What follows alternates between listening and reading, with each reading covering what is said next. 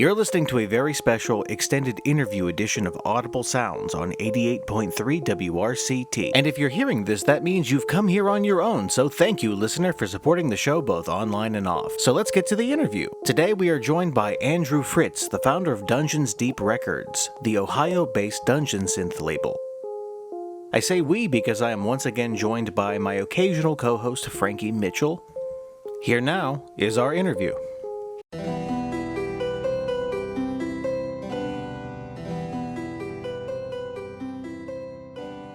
Hello and welcome to yet another Audible interview. I'm joined again more with Frankie Mitchell. Hi, everybody. And we're sitting down with Andrew Fritz from Dungeons Deep. So how you doing today, Andrew? I'm good. How you doing? So Andrew, for the uninitiated, what type of label is Dungeons Deep? What type of music, as you would describe it, do you produce? Well, it's mainly dungeon synth music. For those that don't know what that is, it's instrumental music, typically medieval soundtrack type sounding stuff. Use cheap keyboards and synthesizers to kind of get this mystical, spooky, cheesy feeling, I guess. I started the label in 2006, 2005, around then. At the time, I was doing music I had a music project called Forgotten Lands, and I kind of just came up with the label to sell my CDs. And after a while, I started picking up other artists that were interested in it through MySpace and stuff like that. It was all, back then, we didn't call it dungeon synth, but it was kind of in the same style, like ambience music, sort of from the roots of black metal music. We did a little bit of black metal stuff, but not a lot. We never really have done a whole lot of that. But back then, it started to get kind of popular. And we did that for about 5 years until it kind of totally fizzled out. I got a full-time job and had a kid. And then around 2018, I noticed that dungeon synth was starting to kind of gain popularity, and there was a lot of new people making music for it. I was going to say, it doesn't feel like it's fizzled out, or I guess it's resurged? Exactly, yeah. It was like kind of around 2013 when there was this resurgence happening. And then in 2018 is when it started to, grow in popularity a lot. That's about the time when I started, firing up the label again and doing cassettes. Before that, we always did handmade CDR type stuff. My wife and I just made it all in our house, and you printed it off the printer, and small amounts of copies made, all that kind of stuff. Very cool. Is there a dungeon synth scene in Ohio? Can you go to a show? We haven't really had any shows in Ohio. I don't know if you ever heard of the Northeast Dungeon Siege in Massachusetts. Yep. Yeah. Yeah, so I've been wanting to do something like that in Ohio. For a while I've been talking about it with some people, and like a Midwest type thing. But then the Chicago guys kind of wanted to do it. There's been ideas about it, but honestly I've just been so busy. I haven't really had a whole lot of time to think about it. I was going to say, those are mostly like festivals, it seems like several, days with multiple artists. Yeah, it seems like a lot. I'd like to do something like that, like a festival, get some Dungeons Deep musicians there, some other people there as well. Hedge Wizard, he's from Cleveland. Oh, cool. I know that. So you brought some tracks with you today, Andrew. This first band, Summoning. Yeah, so Summoning is kind of like, I'd say the band that, when I was in my 20s, I started kind of listening to a lot more metal artists. And because I'd always listened to, more punk rock stuff growing up when I was younger. And I just kind of started to get into metal, and we had a role-playing game store in my town, but they sold CDs, and they sold weird, obscure metal CDs for some reason. And Summoning was just one of those I picked up based on the cover, and brought it home, and this is sort of like the artist that made me realize these medieval sounds mixed with black metal. I would say Summoning is kind of dungeon synth in a way, almost. That's really what started my interest in all of this. Very cool. Well, here's summiting with Long Lost to Where No Pathway Goes.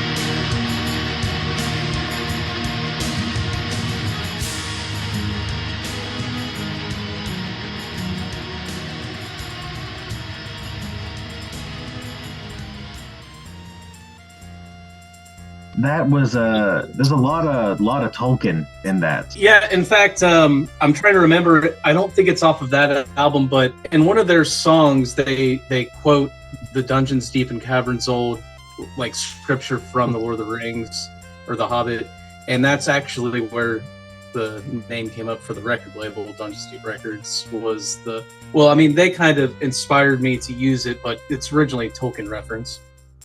I don't think I ever picked up on that. Yeah, it's kind of strange because that's what we named the record label in 2006, and then it became Dungeon Synth. So some people it might sound like, oh, that's kind of generic. You made your record label named after Dungeon Synth, but it was actually a Tolkien reference. Well, goes to show how much they know about the source material. Yeah, yeah. So, question. So, I think to anybody who listens to both, it's obvious how Dungeon Synth came about from all of the various metal families. But what made you decide to get into specifically this? Like, what were you in? I don't know. It's weird. There's something I like about kind of lowbrow stuff. I've always liked and something about Dungeon Synth and also just these really specific metal genres that there's like a cheesy kind of homemade element to them. I just always really liked that kind of stuff. I used to always hate medieval stuff when I was younger. Like I was never into the swords and sorcery stuff. No, never. I couldn't stand it. And I started getting into metal. And I was like, oh, this is so, lame. This is so, so cheesy. And just the more and more I got into it, I was like obsessed with it for some reason. I don't know what it was, but I just became it's all I think about. So what inspired you to get into metal if it wasn't like the sword and sorcery fantasy stuff? So honestly, like when I was a kid, a friend of mine started playing for me. We were always into punk rock and stuff like that. And, he played for me Iron Maiden, and I just thought it was so corny, but it was good. I really liked it. I loved we listened to what is it? The Best of the Beast album all the time. And I started getting into it, and my wife, my girlfriend at the time, was like, "You are such a nerd. Why are you listening to this crap?" Me and my friends started to really pick up on it. But then there was a website called, this is 2006 or something, so it was an old website called truemetal.org. It's still there today. And it's just a collection of album covers. That's all it is. It's just JPEG. And I would just scan through these album covers, like one after another, like, oh, that one, look at the artwork. It's so silly. And then I'd, head over to LimeWire and, because, that wasn't on YouTube or anything, download a song by this one and be like, oh, that sucks, or oh, this one's really awesome. So I just started kind of chip away at like every album cover I thought looked cool until I kind of found the metal that I liked. And I really started, mostly I was into a lot of the underground black metal stuff just because there was so much weird history to it and like the secrecy involved in it. I thought it was really neat. And then symphonic power metal. I listen to so much symphonic power metal to this day still. I just love that crap. It's awesome. All right, I'm gonna risk some bad French on this one. Is it Passage d'Hiver? Yeah, good luck on that. I don't ask me the pronunciation, but this is the guy that all of his other albums are black metal, and this one was it's all ambient music on this one. But this was the one that I think I first heard that was solely instrumental ambient music. That wasn't black metal. This album in particular, kind of like, I was like, this is awesome. Yeah, there's not many people doing this right now. So I think this one inspired me more than anything back then in terms of Dungeons and Synth, I guess. All right, cool. So this is Konig Winter by Passage d'Hiver.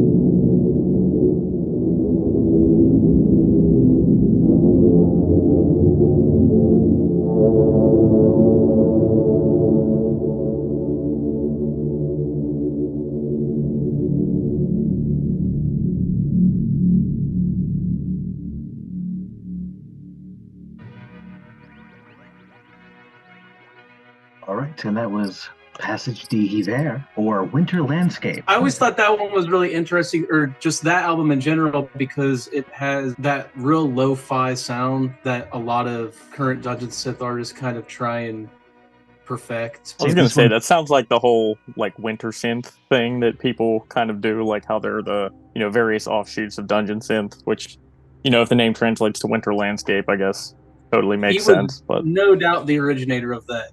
I mean, it's all about winter. Everything in his whole library is winter. And the guy behind it, he's from Switzerland. I don't know if you've ever heard Dark Space, but he's a member of Dark Space. I was looking at his discography. I wasn't aware that everything he did was a demo until 2020, like just 20-something years of all demos. That was always people in the forums and stuff were always discussed like, oh, when's the full length coming out? I think his full length just came out in 2020. It looks like, and I believe it's like 3 hours long or something like that. I've got the double LP. I actually just picked up the Die Festung LP a couple weeks ago in Chicago at a record store. They had it there, so I've been wanting that all my life, and I just got it a couple weeks ago actually. It's cool. Yeah. If you're a fan of black metal, that is, I mean, so hidden behind wind sounds that it's almost indiscernible, but it's really good. There's a lot of environmental feels with this type of music. Absolutely. I mean, you can go from dark winter landscapes like this. There's pastoral kind of green medieval landscape. There's some ocean acts, dedicated to the ocean. You said you put your label together as just an excuse to keep making this kind of music. Did people come to you? Did you go to other people and ask them, like, hey, do you want to produce a tape or something? How did this get started? Well, back then in general, it was typically people coming to me, sending me, a lot of people would send me cassettes, and it was really cool because back then it was a lot of mail-based stuff, and people would mail you things and mail you letters and stuff like that. But there was a huge MySpace community around it. And it's kind of sad because a lot of that's been lost with MySpace just disappearing. But, there was a lot of musicians on there, music that, I still have some music on my computer that you can't find it anywhere. I mean, it disappeared. It's so crazy to me that like, a lot of this came from MySpace, because, I mean, like, obviously MySpace now is kind of like this punchline of this horribly failed social media, but back in the day, like with finding music, it really was. Yeah, MySpace was a great tool for. I mean, it seemed to me like everyone was marketing their music on MySpace. And like you can't be, you go find like a, somebody you like, and then you look in their friends list and you see, a bunch of bands that sound similar that support each other, and then you click their profile and there are 4 free songs, unlimited streaming in the year, 2007 or whatever. And it was a really cool thing actually back then, but I for whatever reason they blew it big time. Speaking of environments, this next one by Forgotten Land, A Forest Is Mine Home.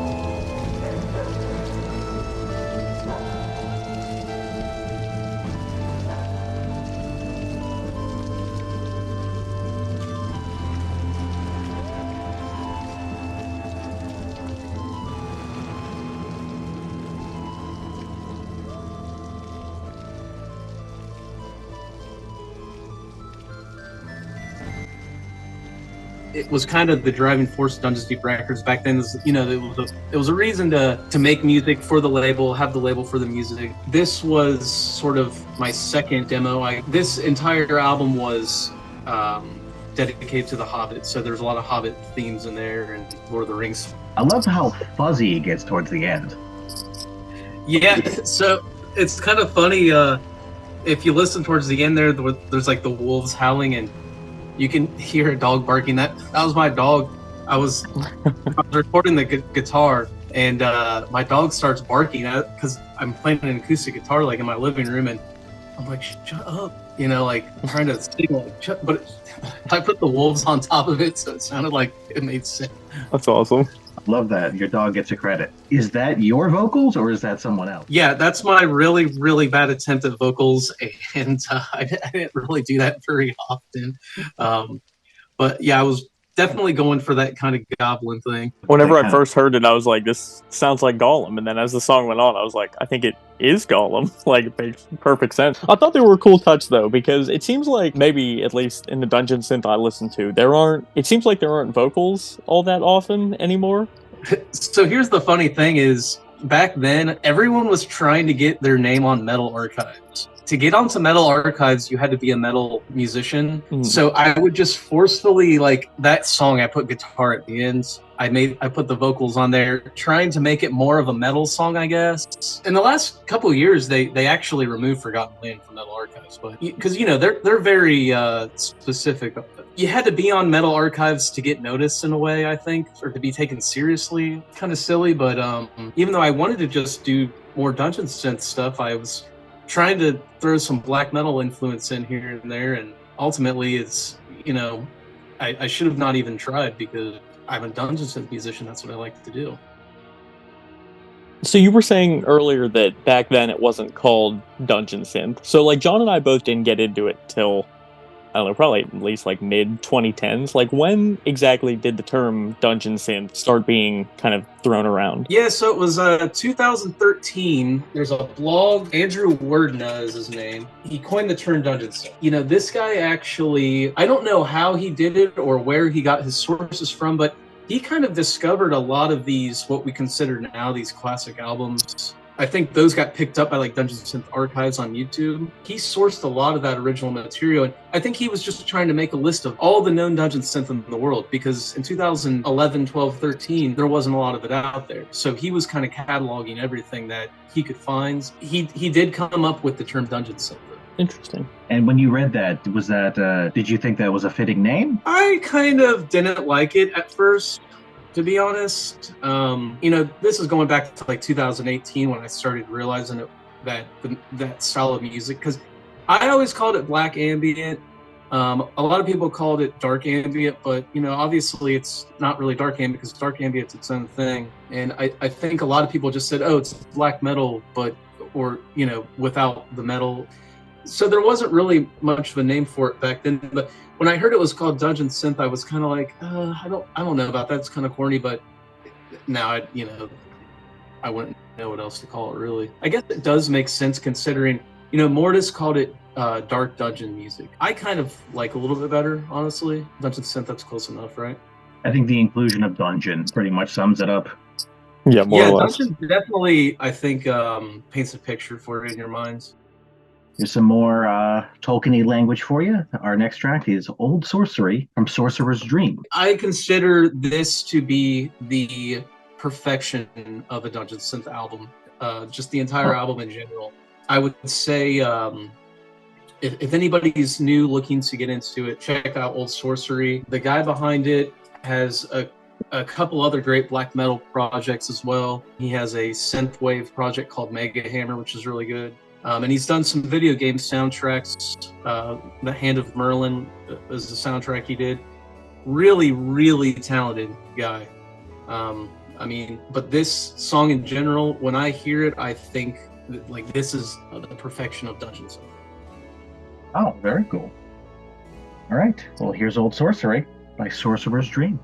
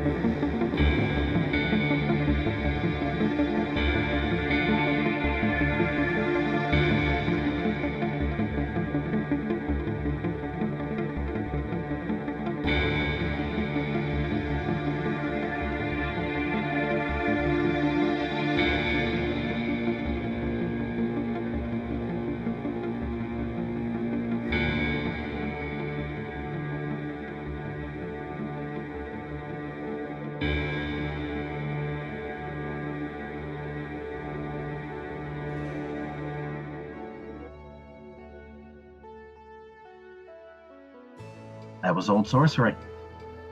Hey, sorry guys, I didn't know it was gonna be 12 minutes long. No, you're good. Totally fun. We're both Dungeon Synth fans. We anticipated this. Yeah, Yeah, we're all good. You're gonna get that with Dungeon Synth for sure. Yeah, and what a journey. Right. No, I love his music because he uses these synth sounds that are kind of like, you know, it almost sounds like an oboe or a or like a bassoon or something, but it's not. It's like a synth, so it kind of has this cheesy like. And over the years, his albums have developed to kind of really put more of an emphasis on those sounds, and I just love that. I think that is perfect for Dungeon Synth, and it kind of sets it apart from just being orchestral or instrumental music. It's using those specific tones.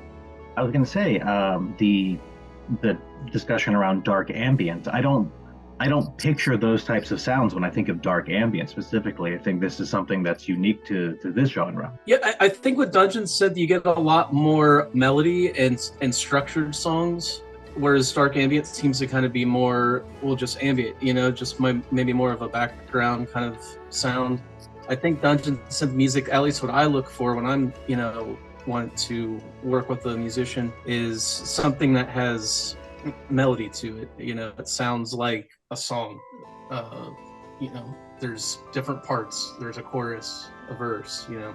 Yeah, some of it, like we saw with Paysage d'Hiver, is like, you know, very minimalist. But that Old Sorcery is like, I mean, obviously there's the length of 12 minutes, but it's like, you know, the instrumentation is like developing as the song goes. Yeah, he always keeps it moving and keeps it interesting. Yeah, it's funny that the word dungeon kind of implies a single solitary space, but I would say that Dungeon Synth has a lot of travel in it. It's a lot of journeys and questing. Exactly. Yeah, I guess that is true, and I mean, you know, that's been a lot of debate over the years of, you know, oh, Dungeon Synth has left the dungeon. I never really saw it much as a, you know, specifically to be kept in the dungeon. It's more of a music about imagination in general, story building, I'm gonna need help with this next one. Yeah, I won't be able to help you either. Till Det Bergen's. Bergen's Skigen? Yeah, Close enough. something along the lines of that. The Alright, reason I added this track was because, like I mentioned, I believe Old Sorcery to kind of be the epitome of the best sounding dungeon synth. In my mind, how dungeon synth should sound. Whereas this artist directly inspired Old Sorcery, and I actually find this track specifically to be probably my favorite dungeon synth track of all time.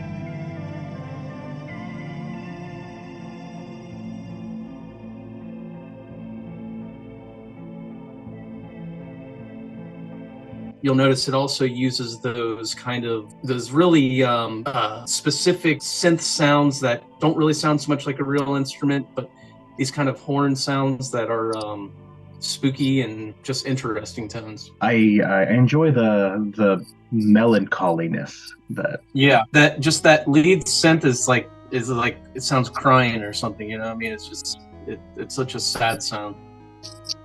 Yeah, like towards the end, like what you were saying about the instrumentation, it was like almost a flute sound, but you could tell that it was definitely not a flute. You know, it's a synthesized Yeah, flute. It's like they're playing up the artificial kind of aspect of it. yeah, definitely. And I'm not sure if this is, there's like a cheap Italian toy synthesizer producer. I can't remember the name of the company, but I think that's where they source that sound from, or at least that's what the guy from Old Sorcery told me, because he uses a similar synth on his music, but it just has that like weeping flute sound to it. It's really beautiful sound. How old is that album? It's not as old as you'd think it was. I was It's gonna say the cover looks very like '90s black metal. yeah. Looks like it was released December 20th of 2012. Oh wow. So it was earlier in the Dungeon synth, starting back up again. But I would consider it a modern release. Mm-hmm. My favorite part about synth and the instruments not quite sounding like instruments is you could just as easily say, well, that's what instruments sound like in this fantasy world. True, yeah. I mean, you can conjure up just about any sound, and yeah. I mean, maybe that kind of like lends to the fantasy about it a little bit. Gives you the idea of these alien-like instruments. These are elven flutes. True, yeah. Something that doesn't exist in our world. Bellkeeper with Rekindled. This is by Tim Rollins, who most people know from Hole Dweller, which has become wildly popular. And the day this was posted to a Facebook group that I'm in, a Dungeon Synth Facebook group, I opened the Bandcamp link, and the first note of this song when it hits, I just knew that Dungeon Synth could be something bigger, just because it was such a profound like emotion I had when I heard this album. And so I reached out to Tim. I'd never met the guy or anything, but I reached out to him, and I said, hey, would you like to do a cassette tape of this? We did 50 copies of the tape. From then on, him and I just sort of became friends, internet buddies, talking back and forth a lot. And it was around like 2019 where, we were always bouncing ideas off each other for just like, silly ideas. And I was pitching him my idea about Grandma's Cottage, and he was pitching me his idea about Hole Dweller. And we were just cracking up at these ideas. And we released them both around the same time. And I mean, Hole Dweller just became so big in terms of Dungeon Synth, I think. And him and I have become really good friends. He came up to Ohio over the summer and stayed with me for a weekend, and we talk all the time and stuff like that. So, kind of a neat history regarding Bellkeeper. And I love that. I love the sense of community going back to MySpace. It's an underground, kind of an unseen community. Yeah, and I think that's something that I found more in the Dungeon Synth community than anything else. In particular, when you are a member of the Dungeon Synth like Facebook group, for example, everyone is, for the most part, just so supportive. Great community. When we go to the Dungeon Siege festivals, my wife and I, it's like you get there and you get there, you're kind of awkward, like, oh, got to meet a lot of new people, and you realize I know all these people. We talk all the time on the internet, and everyone's so nice and just open and good people all around it. And this is Bellkeeper with the track Rekindled.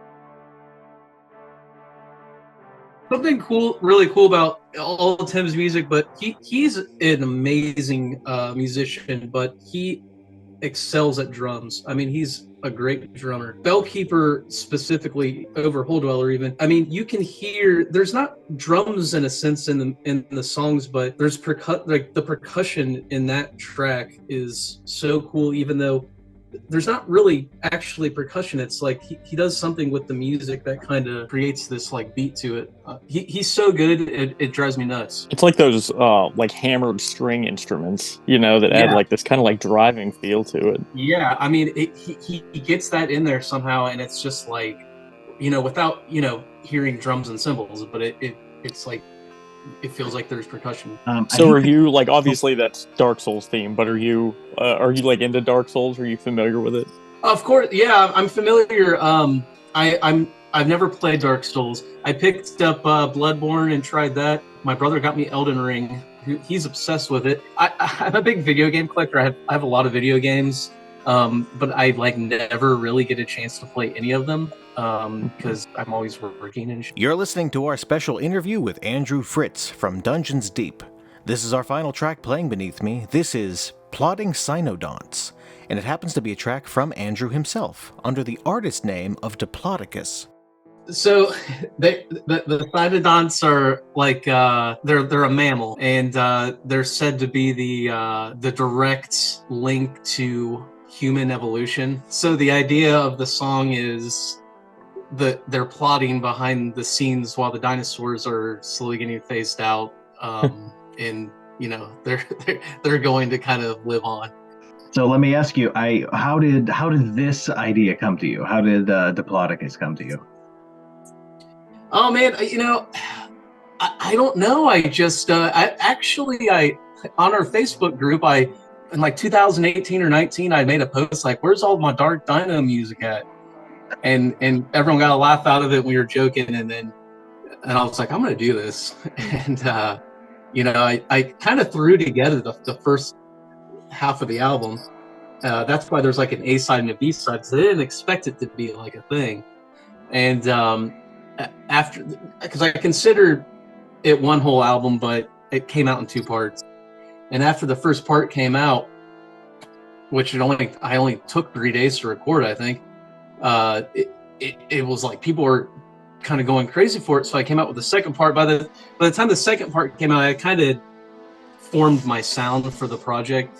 So the first half of the album doesn't really define the sound as well, I think, but this song in particular is, it's just a Dungeon Synth song. I mean, it's like the most Dungeon Synth sounding Diplodocus song, in my opinion.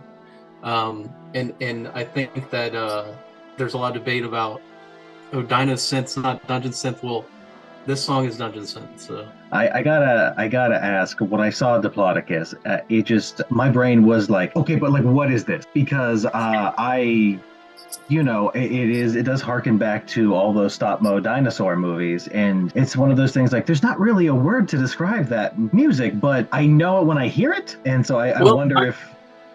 I'll tell you what, before I even sat down to make the music, I knew in my mind that I wanted to sample the 1989, 90, I forget the year, but VHS movie called Dinosaurs, starring Fred Savage. It's a claymation, and I just remember the scene where it goes into the claymation dinosaur world. The atmosphere of that scene, you can look it up on YouTube. And the dinosaur growls. All the dinosaur growls in my albums are from that VHS. The sounds, like the loons, kind of those birds, kind of creepy sound in the background. I was like, I knew I wanted it to sound like that. The whole atmosphere kind of was inspired by that videotape. Love that.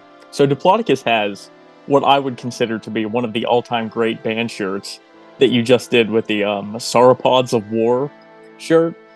Yeah, so John, if you're not familiar with this, there's a war metal band called Blasphemy, and they have a legendary photo where the 4 members of the band are decked out in like corpse paint and sunglasses and black leather on like a couch in a smoky basement. And the Sauropods of War shirt is like a tribute to that, with 3 dinosaurs, I think, sitting on a couch in roughly the same pose. Like, what was Yeah, the genesis of that idea? So it's an ongoing theme. There's an artist on Instagram named Video Knight. His name's Boris Knight, and he made a Diplodocus parody design, and it was the Dark Throne Transylvania Hunger cover, but it was like a dino, and he even put like the little like. He had the little amber necklace thing on for my Bandcamp page. I was like, man, can I buy that design to use on a t-shirt? And so we did that. And then we did, I was like, let's keep this going. And then we did the Immortal Sons of Northern Darkness. We did that cover. And it has the 3 dinosaurs on the front. And it's referencing that, Sons of Northern Darkness album cover. Funny because that t-shirt actually ended up firing my onstage act at Dungeon Siege last year. I was like, I brought a friend with me up there, and I was like, let's get 2 other guys behind me with the dino masks to make it kind of reference the shirt and kind of, like make it seem like we're a group or something. So now Diplodocus is technically a group of 3, but it's really just me. But yeah, so so then we did the blasphemy parody, and I might be done with them for a while because I think people started to kind of just be like, whatever. Mm-hmm. No, I love the blasphemy one. Like it's just, I don't know, something about that original photo is like, yeah. I mean, obviously it's hilarious, and like dinosaurs just obviously make it better. So yeah. I just had to get that out there. Make everything better. Yeah, exactly. All right. Well, this has been fantastic. Thank you so much, Andrew. Yeah, thanks so much, guys. That was fun. Definitely. And that was Andrew Fritz from Dungeons Deep. You can find them on Bandcamp. Before we go, I just want to give a special thanks to my co-host Frankie Mitchell for helping me out. And just a reminder that you can catch our regular show every Thursday at 4 p.m. if you live in the Pittsburgh area at 88.3 WRCT. For Audible Sounds, I've been John Hartwell. I'll see you all next time.